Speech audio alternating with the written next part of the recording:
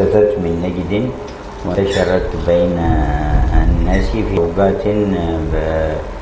بتوفر بعض أسباب النشر بعد مرور مدة عليها، ومن وقت ظهورها قد ردها علماء العالم الإسلامي، ولكن مع مرور الوقت والتأثر بالسياسات والإعلام والوسائل المختلفة انتشرت في كثير من المسلمين.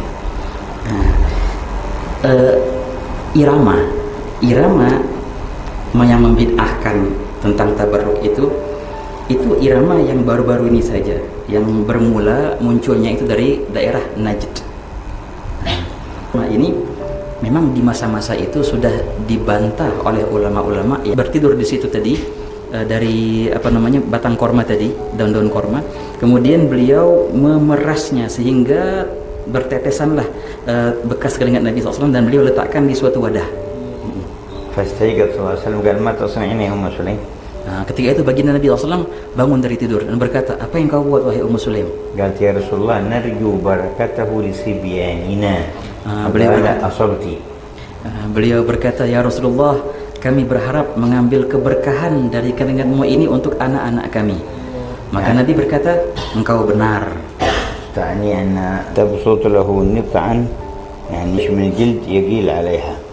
Nah, waktu itu Nabi SAW dibentangkan untuk baginda suatu kasur daripada kulit hewan. قال فكانت تجمع عرقه فتجعله في الطيب والقوارير. Nah, kemudian setelah baginda bangun, diambillah daripada keringat-keringat itu dijadikan di suatu wadah. فقال النبي صلى الله عليه وسلم يا أم سليم ما هذا. Kemudian baginda berkata, apa yang kau buat wahai Ummu Sulaim? قالت عرقك أدوف به طيب يعني أخلط به طيب أخلط في الطيب ليزداد حسن رائحة الطيب. Nah, Ummu Sulaim berkata, ya Rasulullah, ini keringatmu ini dengannya aku mencampur minyak-minyak wangiku, maka menjadi lebih wangi dia. والحديث أيضا في مسند الإمام أحمد زاد في الرواية فدعا لها بدعاء حسن. Nah, juga hadis yang sama diriwayatkan oleh Imam Ahmad bin Hanbal, dan di situ ada tambahan. Kemudian Nabi mendoakan kepada Ummu Sulaim dengan doa-doa yang baik. فنفحة نزداد بها إيمانا ويقينا ونصفى بها من الشوائب. Semoga Allah Ta'ala memberikan kita percikan dari baginda Nabi SAW, yang dengannya, dengan percikan keringatan itu kita bisa menambah iman kita dan kekuatan yakin kita. Amin. ونتطيب بها بأحسن الطيب. Dan kita dengannya insya Allah menjadikan minyak wangi dengan sebaik-baik minyak wangi. الأول حديث عتبة بن فرقد السلمي. Yang pertama hadis namanya hadis dari sahabat yang bernama Utbah bin Farqad As-Sulami. كان له 4 زوجات. Nah, dulu tuh dia punya 4 istri. وكن يجتهد في التطيب بأحسن الطيب. Setiap dari 4 istri itu berusaha untuk menjadi istri yang paling wangi. وكان عتبة لا يتطيب. Nah, Utbah ini, si suami ini, dia tak pernah pakai minyak wangi. ولكن فيه رائحة حسنة حتى إذا خرج الناس يقولون ما شممنا ريحا أطيب من ريح عتبة. Tapi sehingga ketika dia keluar dari rumah atau di rumahnya sendiri, semua orang bilang nggak pernah kita cium minyak wangi lebih wangi daripada wanginya Utbah ini. قالت زوجته أم عاصم قلت له يوم إننا نجتهد في الطيب ولا أنت أطيب ريحا منه. Seorang dari istri beliau yang bernama Ummu Asim, beliau berkata kepada suaminya, wahai Utbah, kami ini berlomba-lomba untuk menjadi istri yang paling wangi, tapi minyak wangi kami tidak bisa mengalahkan minyak wangimu. فمما ذلك بأي سبب ليش أنت ريحتك هكذا أحسن. Dari mana engkau bisa wangi? Padahal kami tahu kau tidak pernah pakai minyak wangi. Tapi dari mana engkau wangi ini? قال لها وأنا صغير أخذني الشراء يعني الحكة، جاتني حكة في جسدي فعلى أيام النبي صلى الله عليه وسلم فأخذوني أهلي إلى عنده شكوت ذلك إليه. Maka si Utbah berkata, dulu waktu masa kecilku pernah aku terkena penyakit cacar, kalau bahasa kita syara, cacar. Kemudian keluargaku membawaku ke Nabi SAW dan membahas penyakit ini di hadapan Nabi. فكانت الحكة عنده في صدره وفي ظهره كثير. Nah, dulu cacarnya itu gatal-gatal, jadi di dadanya dan di pundaknya itu banyak sekali. فأمر أن يخرج الثياب من على صدره وظهره. Nah, kemudian Nabi SAW menyuruhnya untuk buka bajunya. Jadi terlihat semua tempat-tempat yang cacarnya itu. قال فأخرجته وقعدت بين يديه. Maka kemudian aku buka bajuku dan aku duduk di hadapan Nabi SAW. قال فنفث الرسول صلى الله عليه وسلم تفل في يده ثم مسح ظهري وبطني. Nah, kemudian Nabi SAW meludah-ludah di telapak tangannya, kemudian itu diusapkan ke badannya si Utbah ini. فمن ذاك اليوم عبد فيه هذا الطيب إلى الآن. Semenjak hari itu sampai sekarang muncullah aroma yang sangatlah wangi sampai sekarang dari tubuhku ini. فطول السنوات والطيب عابر فيه وأزواجه يجتهدن بأحسن الطيب وهو يكون أحسن منه.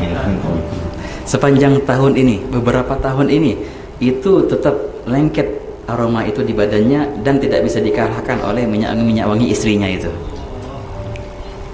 والحديث الثاني فيما روى أبو يعلى والطبراني أن رجل جاء إلى النبي صلى الله عليه وسلم ويريد أن يجهز ابنته للزواج. Hadis yang kedua yang diriwayatkan oleh Imam Abu Ya'la dan Tabrani bahwasanya ada seorang sahabat yang datang ke Nabi SAW mengeluh nggak punya harta untuk menikahkan anaknya. Jadi anaknya perempuan dilamar, dia mau nikahkan tapi nggak punya harta. فأراد النبي صلى الله عليه وسلم أن يساعده في زواج ابنته بشيء فلم يكن عنده شيء فقال ائتوا بقارورة. جاءوا بالقارورة فسلت فيها من عرقه وأعطاه إياه قال مرها فلتتطيب به. Nah, maka Nabi SAW ingin membantu seorang sahabat yang minta bantuan untuk pernikahan anaknya itu. Maka apa? Nabi SAW mengambil suatu wadah dari kaca bekasan daripada keringatnya Nabi SAW dan dimasukkan ke dalam wadah kaca itu, kemudian diberikan kepada orang itu. فكانت في اليوم الذي تفتح فيه هذا العرق وتطيب كل جيرانها ومن حواليها في الدنيا يشمون رائحة الطيب. Dari wadah itu yang diberikan ke pengantin perempuan itu, bila mana wadah itu dibuka yang isinya adalah apa? Keringat Nabi SAW. Itu langsung, bukan cuma rumah itu sahaja, semua tetangga mencium aroma wangi daripada rumah itu. حتى سماهم أهل المدينة بيت المطيبين. Sehingga aromanya itu bukan cuma tetangganya, satu kota Madinah mencium aroma rumah itu, sampai-sampai rumah itu dijuluki dengan rumahnya orang yang wangi. كيف إذا أكرمنا بنظرة من الرسول صلى الله عليه وسلم تتطيب بهذا باطننا. Bagaimana keadaan bila mana kita mendapatkan aroma wangi itu dari Nabi Muhammad SAW, sehingga batin kita menjadi wangi pula. وقد وضع يده على صدر بعض الكفار فتحول إلى مؤمن قوي الإيمان شديد المحبة في لحظة واحدة.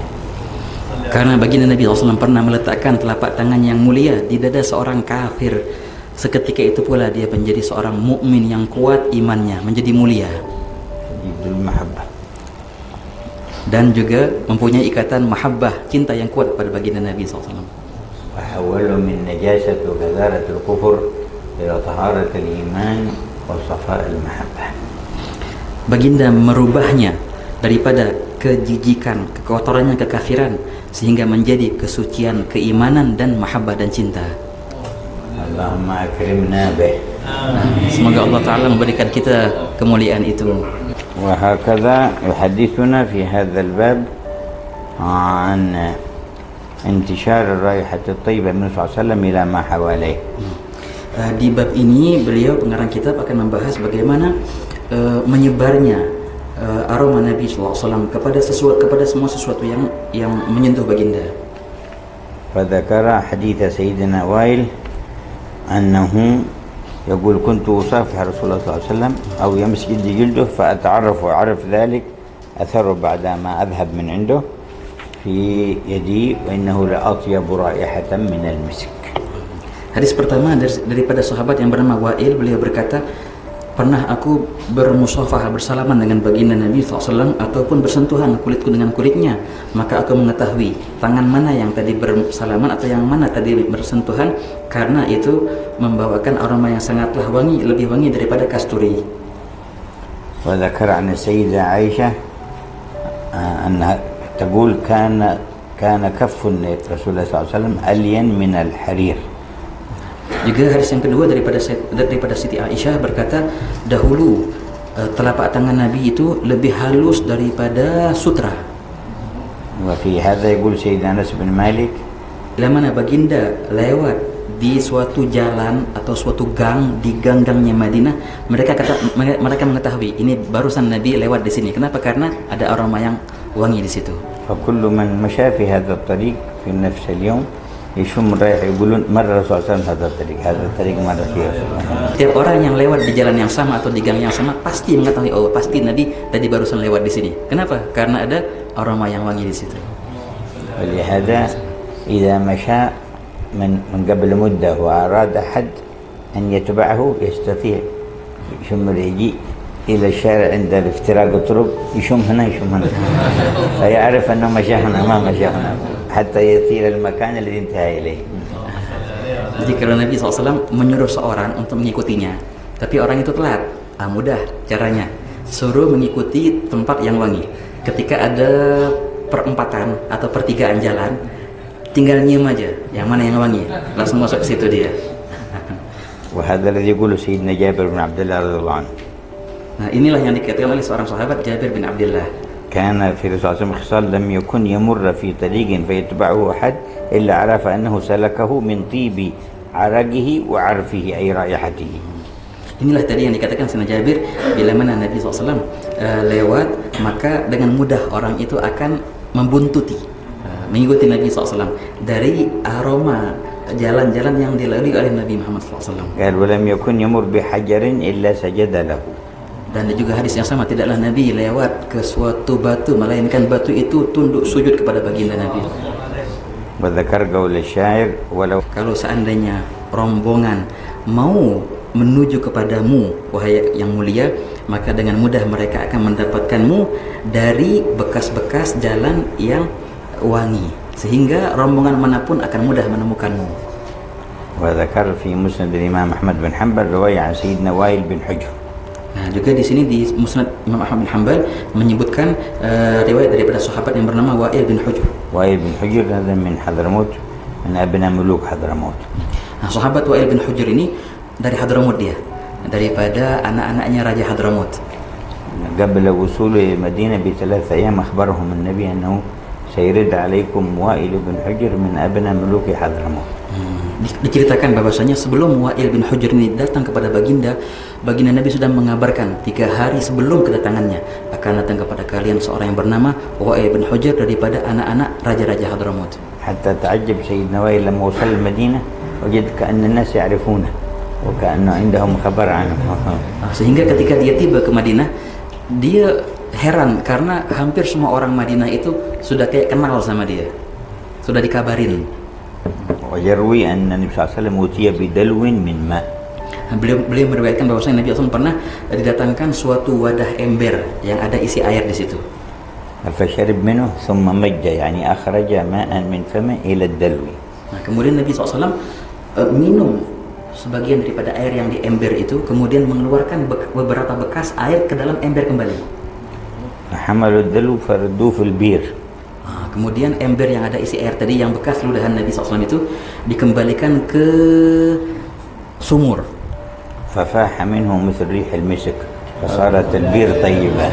Akhirnya apa yang terjadi? Sumur itu akhirnya bau wangi seperti kasturi akhirnya. Allah yarzuqna syam riha. Semoga Allah Ta'ala memberikan kita untuk bisa mencium aroma baginda Nabi Muhammad SAW ظاهرا وباطنا. secara zahir dan secara batin. ولم يزل في حجرته الشريفة وعند قبره تفوح الروائح الطيبة المسكينة. Sampai sekarang di magamnya Rasulullah itu, di hujrahnya itu, sampai sekarang tercium aroma yang sangatlah wangi dari situ.